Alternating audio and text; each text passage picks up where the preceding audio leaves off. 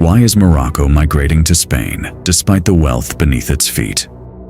Over the course of a single night, thousands of people step into the sea along Morocco's northern coast. Their destination lies just 14 kilometers away, the Spanish city of Ceuta. Within hours, tens of thousands attempt to reach Europe. Some make it to the opposite shore, others never complete the journey. But the most surprising part of this story isn't the sea, it's the land they leave behind. Because beneath that soil lie strategic, natural resources the world is demanding more than ever before. So why would people from a country like this risk their lives in tiny boats just to reach Spain? Can a nation be rich in resources, yet fragile enough to drive its own people to leave? In this video, we'll explore not only the reasons behind this migration, but also an idea that could completely reshape Morocco's future, and perhaps even reverse the flow of migration itself. Beneath Morocco's soil lies a resource larger than all the rest of the world's combined. It is the resource that makes 3 out of every 4 meals on your table possible. And the world gets almost all of it from a single country. That country is Morocco, located where the Mediterranean Sea meets the Atlantic Ocean, just 14 kilometers from Europe.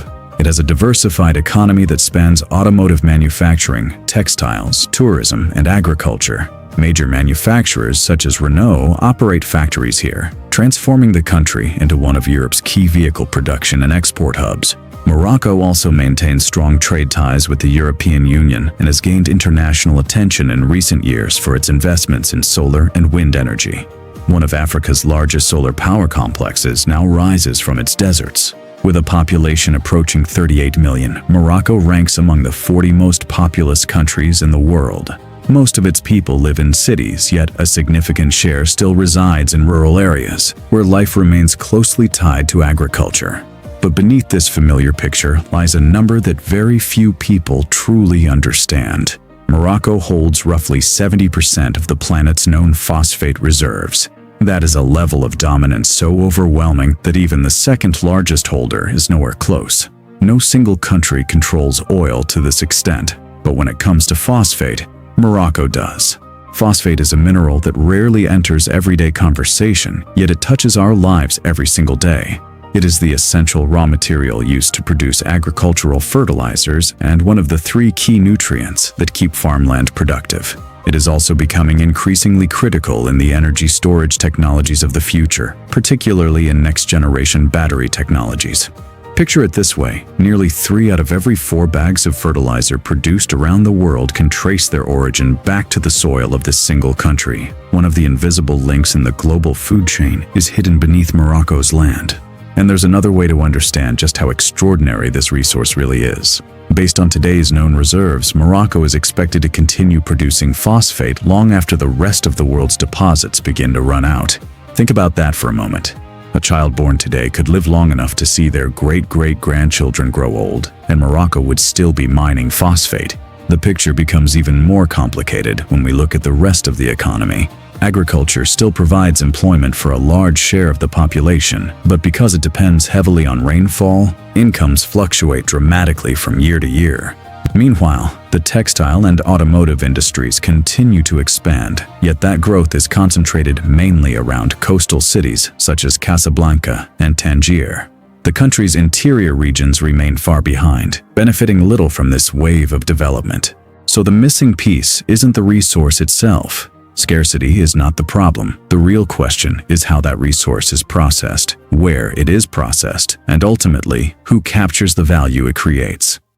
Most of Morocco's population is under the age of 30, a young, energetic generation looking for work. Yet unemployment among young people remains significantly higher than the national average. Female labor force participation also remains low, while the gap in opportunities between rural regions and the country's coastal cities continues to widen. This imbalance fuels a constant wave of internal migration. People leave rural communities for cities like Casablanca and Rabat, placing increasing pressure on housing and employment. But the cities themselves are not expanding fast enough to absorb everyone who arrives. And when migration within the country's borders no longer offers a solution, the next step is often beyond those borders. Today, around 4.5 million Moroccans live abroad, the majority of them in Europe. In other words, nearly 1 in every 10 Moroccans has built a future somewhere other than their own country. By itself, this is not a national catastrophe, but beneath the surface lies a striking pattern. A large share of Morocco's phosphate is exported through its ports in raw or semi-processed form. The most valuable parts of the supply chain, advanced fertilizer production, high-value chemical processing, and battery-grade material manufacturing, take place largely outside the country's borders. The resource is extracted here, but most of the economic value it creates is generated somewhere else. If this system continues unchanged, the outcome is unlikely to change on its own. Morocco's young population grows every year, but new job opportunities are not being created at the same pace. And the scenes we witness today along the shores of Ceuta could become far more common over the next decade. There is another dimension to this story. Global demand for phosphate is expected to continue rising for decades as agriculture works to feed a growing population. In other words, the value of this resource is not likely to decline. It will probably increase. That raises an even sharper question. If demand keeps growing and the resource is already here, who will capture the rewards of that growth? The country that extracts it or the one that transforms it? History offers an important perspective. Similar transformations have already taken place elsewhere. Gulf countries strengthened their economies by moving from exporting crude oil to producing refined petroleum products. Chile reshaped its economy by turning raw copper into higher-value industrial products. So this kind of transformation is not impossible. The real challenge is designing the right strategy to make it happen. So what if Morocco processed this resource within its own borders and captured far more of the value it creates? Here's the fascinating part. Launching that transformation doesn't require discovering a new resource. The country already possesses an enormous source of wealth that remains underutilized. And the heart of that opportunity lies not thousands of kilometers away, but deep inside Morocco itself, in the phosphate fields surrounding Khouribga. Which brings us to the real question. Why has this land remained little more than a supplier of raw materials for so long? The answer is exactly what we'll explore in the next chapter. Close your eyes for a moment and picture the reddish-brown hills of Khouribga. Today, what you would see are vast open-pit mines stretching to the horizon, with endless convoys of trucks carrying phosphate toward the ports. Now imagine the same landscape once again, but this time, on the horizon stands a massive industrial complex, its rooftops shimmering with solar panels. That second vision is exactly the project we are going to build in this video. In the heart of Morocco, above the phosphate deposits of the Khouribga region, lies a resource that is still extracted largely as a raw material and shipped directly to ports. IG Projects proposes a different approach. What if an integrated resource transformation complex were built here, one that converts raw phosphate into high-value products at the very place where it is mined? Think of it as a port city, but instead of ships, the raw material arriving comes directly from beneath the ground. The site would be chosen carefully, a flat, expansive piece of land located as close as possible to the existing mines, covering an area roughly equivalent to several hundred football fields placed side by side. This would minimize transportation distances while leaving plenty of room for future expansion. Even the natural slope of the terrain would matter. A gentle incline would allow rainwater and processed water to flow naturally into collection basins, eliminating much of the pumping cost before the plant even begins operating. The core idea is remarkably simple. Before transporting the resource elsewhere, increase as much of its value as possible where it originates. Imagine a farmer who chooses not to sell wheat directly from the field, but instead turns it into flour and then into bread.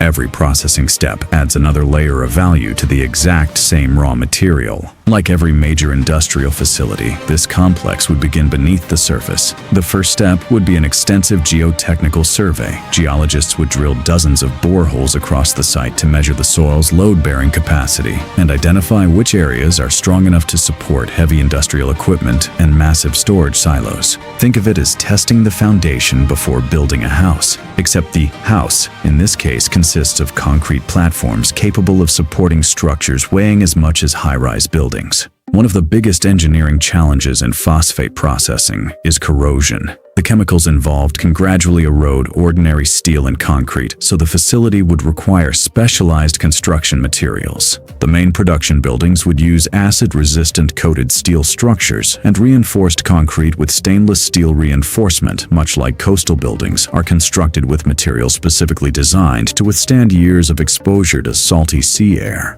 This is where the first real obstacle appears. The region has a dry climate, yet phosphate processing requires significant amounts of water. But that challenge can be addressed from the very beginning of the design. The facility would operate with a closed-loop water recycling system that treats and returns most of the water back into production. Think of it like the human circulatory system. Blood isn't used once and discarded, it is constantly cleaned and recirculated throughout the body. Water in this complex would work the same way, passing through treatment basins and flowing back into the process again and again.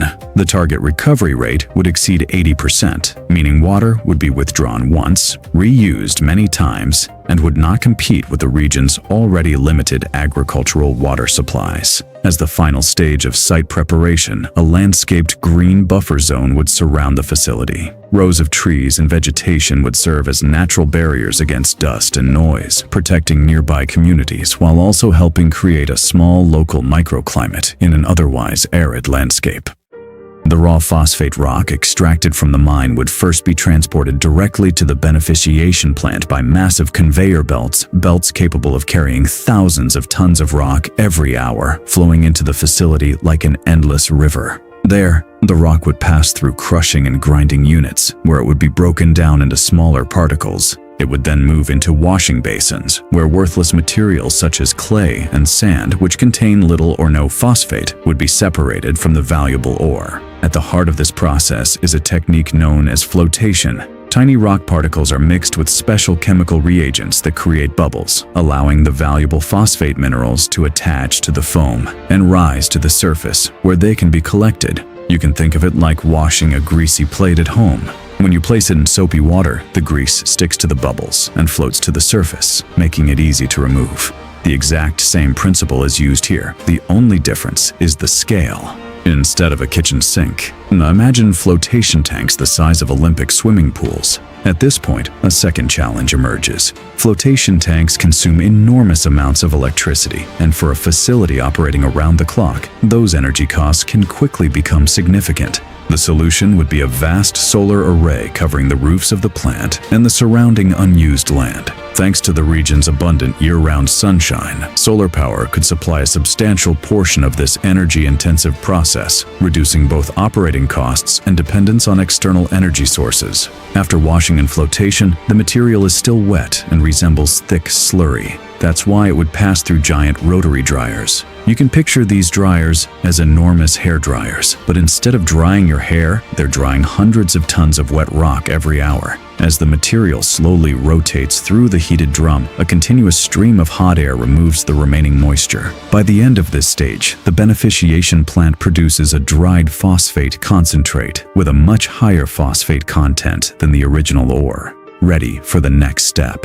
Imagine watching an ordinary brown rock gradually transformed into a fine pale powder, as if the raw material had been stripped down to its purest essence. A third, smaller obstacle also appears here. The drying process generates fine dust, which can lead to both product losses and air quality concerns. But this is a well-understood engineering problem. Electrostatic filters installed in the plant's exhaust stacks would capture these tiny particles almost like giant magnets, preventing product loss while ensuring the air released from the facility remains clean. The concentrated phosphate would then move to the second layer of the operation, the chemical processing complex. Inside enormous reactor vessels, the phosphate rock would react with sulfuric acid to produce phosphoric acid, one of the essential building blocks of the global fertilizer industry. The sulfuric acid itself would also be manufactured on site. Sulfur would be burned at high temperatures, and the resulting gases would pass through specialized catalytic towers, where they would gradually be converted into sulfuric acid. This reaction also releases a tremendous amount of heat. Rather than letting that energy go to waste, it would be recovered and used to generate electricity through steam turbines, supplying part of the plant's own power needs. In other words, the facility would effectively include its own small power station, fueled by the waste heat from its chemical processes. These reactor vessels function like an enormous industrial kitchen, where continuous mixing and precise temperature control are essential. Just as cooking requires adding ingredients in the right order and maintaining the correct temperature, the same principle applies here, except instead of a cooking pot, the process takes place inside tanks holding millions of liters. The phosphoric acid produced would then be combined with nutrients such as nitrogen and potassium in granulation units, creating fertilizer pellets specifically formulated for different crops. You can think of these granulation units like the crystallization process inside a giant sugar factory, where a liquid is transformed into small, solid particles that can be transported, packaged, and used. At this stage, the operation is no longer simply mining, it has become a full-scale chemical manufacturing industry. Here, a fourth challenge comes into play. Producing and handling sulfuric acid requires strict safety and environmental standards. If managed improperly, it could threaten both workers and the surrounding environment. But this is far from an unsolvable problem. Closed-loop reactor systems, automated leak detection sensors, and multi-stage filtration systems are proven engineering solutions that have been used around the world for decades to keep these risks under control. You can compare it to a car's braking system. Instead of relying on a single layer of protection, multiple independent safety systems are built in, so if one fails, another immediately takes over. In other words, the technology already exists. The real challenge is implementing and operating it correctly. A fifth challenge is perhaps the least discussed, yet one of the most important. Producing phosphoric acid generates large quantities of a byproduct called phosphogypsum, and storing this material poses an environmental challenge. The solution would be to treat it not simply as waste, but as a resource. It could be stored safely in engineered, waterproof containment facilities, while a portion of it could be reused in the construction industry for products such as gypsum-based materials and road fill. In other words, with the right engineering, even waste can be transformed into a valuable resource. The most advanced part of the complex would be the one looking toward the future. Purified phosphate compounds recovered from the phosphoric acid production process would pass through a specialized refining line, where they would be transformed into the raw materials used to manufacture lithium iron phosphate (LFP) battery materials for next-generation batteries. This transformation would involve several purification stages. First, the dissolved phosphate compounds would be stripped of unwanted trace metals. They would then be crystallized under carefully controlled temperatures before being combined with lithium and iron sources in precise proportions and fired in high-temperature furnaces. You can think of this final step like firing powdered clay in a ceramic workshop, except instead of creating a decorative object, the goal is to produce a crystal structure capable of storing electricity. This would be the most sophisticated and technologically demanding section of the entire complex. The purity of the powdered material would have to be monitored with a precision exceeding 99%. To put that into perspective, imagine enforcing quality standards so strict that not even a single glass of foreign liquid could be allowed into a full Olympic-sized swimming pool. That is roughly the level of purity required for battery materials. For this reason, the facility would be built as a series of clean rooms equipped with filtered air systems, where dust and humidity are tightly controlled, and workers wear specialized protective clothing. The concept is similar to the sterile environment of a hospital operating room, but instead of keeping germs out, the goal is to keep out microscopic dust particles. Here, we encounter the sixth challenge. Manufacturing at this level requires highly skilled engineers and technicians, yet the region currently lacks a workforce with that degree of specialization. But the solution would not be to rely indefinitely on imported experts. Instead, the complex itself would include an integrated technical training and research center. Local young people would begin by gaining practical experience in the beneficiation and chemical processing facilities before advancing into the advanced materials laboratories as their expertise grows. In other words, the project would gradually develop the specialists it needs from within.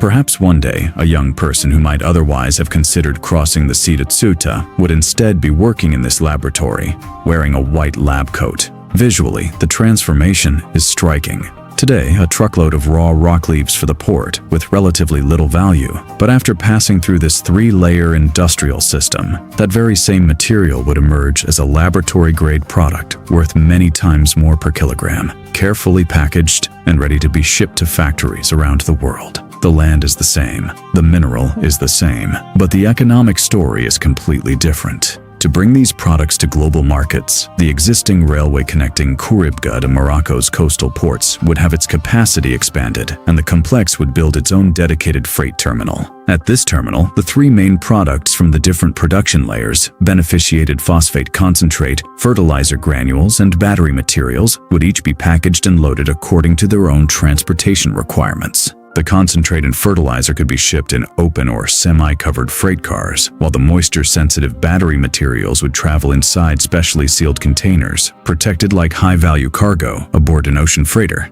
At the port, a centralized digital control room would oversee the entire logistics network. Everything from train arrival schedules to the loading sequence of cargo ships would be monitored in real time, much like an air traffic control tower coordinating aircraft. As a result, freight cars would not sit idle unnecessarily, and ships would avoid costly delays waiting at the docks. The fifth challenge, the first involving transportation infrastructure, appears here. The existing railway simply does not have the capacity to handle this increase in freight volume, but solving the problem would not require building an entirely new railway. Capacity could instead be expanded gradually by adding a second track along the busiest sections of the existing line. It's much like adding another lane to a busy highway, rather than shutting the entire road down and rebuilding it from scratch. An additional challenge also emerges on the energy side. The complex's total electricity demand could exceed the capacity of the region's existing power grid. The solution would be an intelligent energy management system linking the facility's own solar generation and waste heat power production with the regional grid in both directions.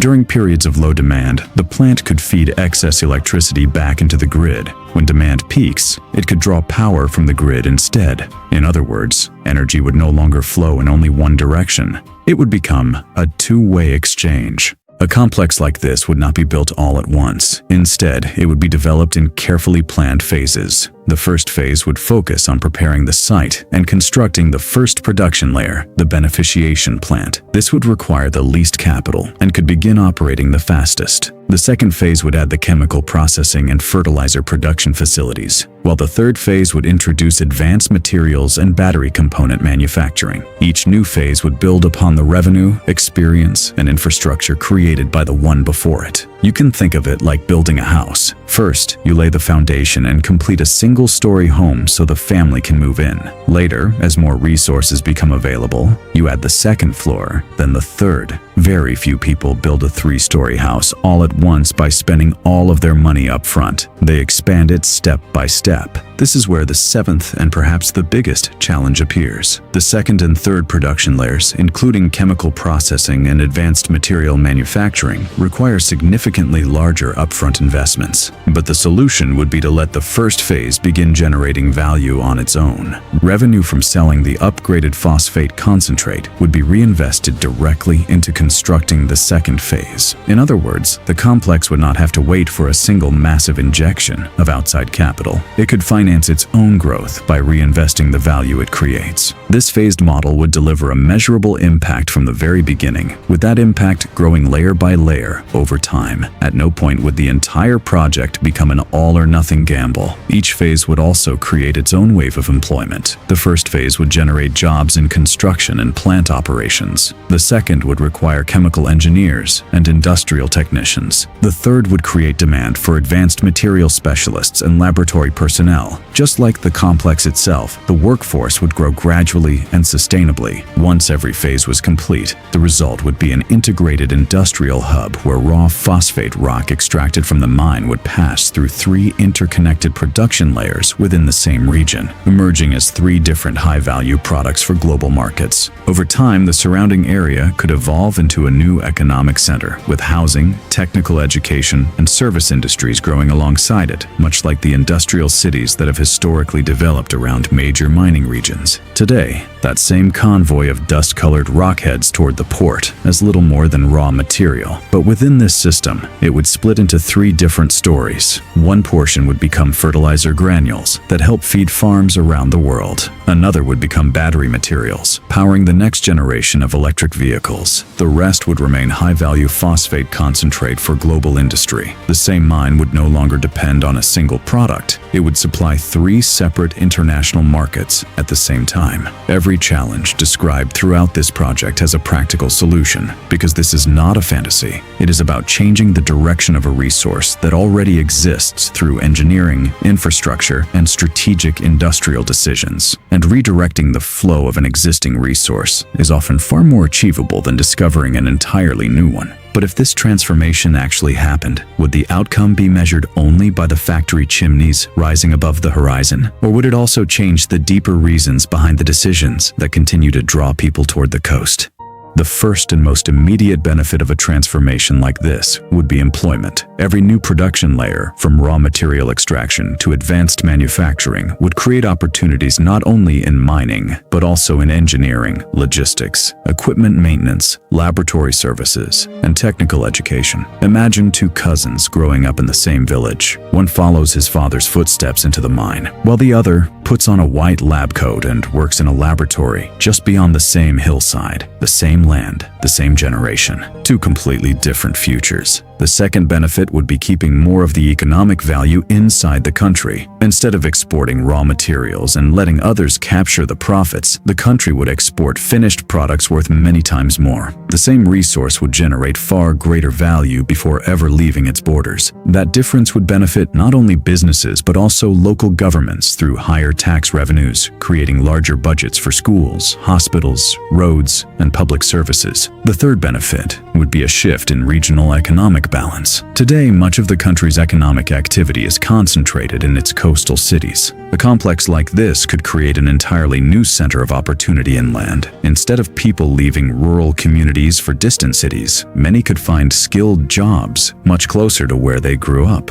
Another major advantage would be greater export diversification. Raw phosphate is highly vulnerable to fluctuations in global commodity prices. Higher value products such as processed fertilizers and battery materials, on the other hand, generally offer more stable pricing and are better suited for long-term supply contracts. That would make the economy more resilient to sudden swings in the price of a single raw commodity. The fifth benefit is perhaps the most long-term. This model could become an example for other regions blessed with abundant natural resources but limited processing capacity. In the end, what matters most is not the resource itself, but how we choose to use it. The sixth and final benefit is less visible, but just as significant: the return on investment in education. The technical training centers needed to support the complex would strengthen not only this project, but the region's overall educational capacity. A generation later, the engineers and technicians trained here might go on to launch entirely new industries,